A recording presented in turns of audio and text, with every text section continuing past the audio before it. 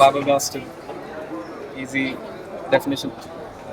എനിക്ക് തോന്നുന്നു ഇതുവരെ റിലീസായതിൽ ഏറ്റവും ഓൾഡസ്റ്റ് മൂവി ആയിരിക്കും. അല്ല, ഏറ്റവും പഴക്കമാർന്ന മൂവി ആദ്യമായിട്ട് റീമാസ്റ്റർ ചെയ്ത് വന്നിരിക്കുന്നത് ഒരു വടക്ക് വീരകഥയാണ്.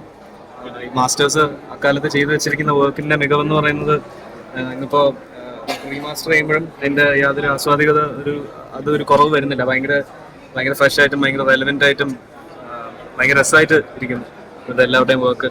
ഇങ്ങനെയാണ് ഈ ഒരു കാലത്ത് ഇത്രയും ബുദ്ധിമുട്ടുകളുള്ള ഒരു ചിത്രീകരണം നടത്തിയെന്നുള്ളത് ആലോചിച്ചിട്ട് തന്നെ പേടിയാവും.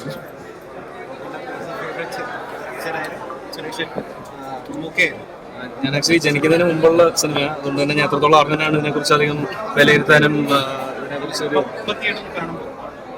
ഈ ഒരു കാലത്ത് ജീവിച്ചിരിക്കുന്നതിൽ തന്നെ അദ്ദേഹത്തിനോട് നന്ദി പറയുന്നു. കാരണം ഇങ്ങനത്തെ ടെക്നോളജിക്കൽ അഡ്വാൻസ്മെന്റിന്റെ ഒരു കാലഘട്ടത്തിൽ നമുക്ക് ഇത്രയും മുകളിലായിട്ട് ഞാൻ ജനിക്കുന്നതിന് മുമ്പ് റിലീസായ ഒരു സിനിമ തിയേറ്ററിൽ വന്നിരുന്ന് കാണാനായിട്ട് സാധിക്കുന്നു എന്ന് പറയുന്ന ഒരു അവസ്ഥ തന്നെ ഒരു ഭയങ്കര സറിയല്ല, ഭയങ്കര അൺറിയല്ല.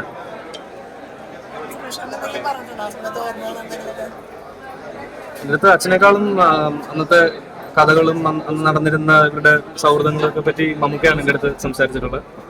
അപ്പോൾ എനിക്ക് ജസ്റ്റ് ഒരു ബേസിക് ഒരു അറിവുണ്ട്. അവരുടെ ഓരോ പഴയ സിനിമകളും ടി വിയിലായാലും ഇങ്ങനെ റിലീസ് വന്നിട്ട് കാണുമ്പോഴായാലും നമുക്ക് ഈ പറഞ്ഞ കഥകളായിട്ട് വെച്ച് റിലേറ്റ് ചെയ്ത് എനിക്ക് അന്നത്തെ സന്ദർഭത്തിനെയും അവർ തമ്മിൽ ഒരു ഫൈറ്റ് സിനിമയ്ക്കകത്തുണ്ടെങ്കിൽ അവർ തമ്മിലുള്ള കോൺടാക്റ്റിന് അവർ അങ്ങോട്ടും ഇങ്ങോട്ടും കംഫർട്ടബിൾ ആ ഒരു അവസ്ഥ തന്നെ അന്നത്തെ അവരുടെ ഒരു സൗഹൃദത്തിനെ ഭയങ്കരമായിട്ട് ഡിനോട്ട് ചെയ്യുന്നത്.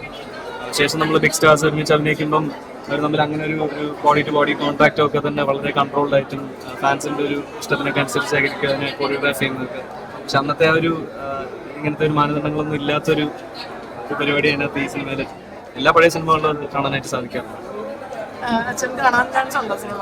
നമ്മൾ കാണുമ്പോൾ നമുക്ക് ആ ഒരു ഫീലൂടെ നമ്മൾ ഇത്ര നാൾ പഴയതാണെന്നുള്ളൊരു ഫീല് തോന്നാതെ നമുക്ക് കളരി പറ്റുന്ന സാധനങ്ങളെല്ലാം നമുക്ക് ഫീൽ ചെയ്യുന്നുണ്ട്. അപ്പൊ അച്ഛൻ ഇതിൽ കാണാനുള്ള സാധ്യത ഉണ്ടോ സിനിമ തിയേറ്ററിൽ? ഇപ്പം അറിയില്ല, ഞാൻ വേറെ പരിപാടിയായിട്ട് തനിയായിട്ട് നടക്കുക, അച്ഛൻ്റെ പരിപാടിയായിട്ട് പോകുന്നുണ്ട്. അധികം ഇതിനെപ്പറ്റി ഞാനും അച്ഛൻ വരുമെന്നാണ് വിചാരിച്ചത്, പക്ഷെ അച്ഛൻ വരാൻ സാധിച്ചില്ല ഡൽഹിയിൽ. അച്ഛനും കാണാൻ ആഗ്രഹം ഉണ്ടാവും ഡെഫിനറ്റ്ലി. നമുക്ക് ഫീൽ ചെയ്തില്ല, അവർക്കും ഒരു പുതിയ അനുഭവം തന്നെ ആയിരിക്കുമല്ലോ. അന്നത്തെ സാങ്കേതിക ഇത്രയും മാറിയിരിക്കുന്ന സമയമായതുകൊണ്ട് അച്ഛനും ഈ സിനിമ വന്ന് കണ്ട് എക്സ്പീരിയൻസ് ചെയ്യണം എന്ന് അച്ഛനും ആഗ്രഹം കാണും. എനിക്ക് ആഗ്രഹമുണ്ട് അച്ഛൻ വന്ന് കണ്ട് എക്സ്പീരിയൻസ് ചെയ്യണം. Thank you.